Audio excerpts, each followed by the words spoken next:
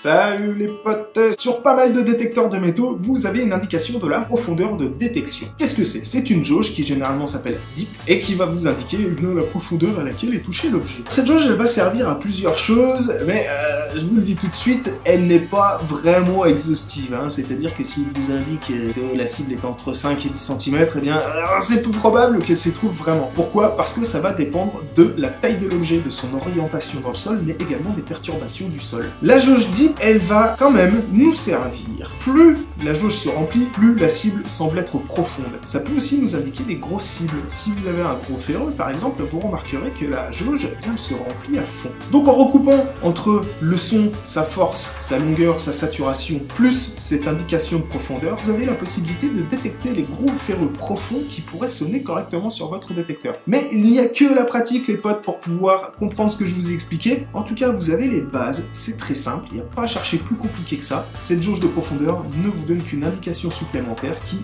recoupée avec les autres, va vous permettre de détecter plus facilement certaines cibles. Plus la cible est proche du disque, plus cette jauge sera précise. Alors retenez ça. Et les potes, si vous avez des questions, posez-les en commentaire. Vous savez que j'oublie toujours plein de choses dans les vidéos. Et venez également sur Facebook pour poser vos questions sur le groupe Réglages Quest, bien sûr.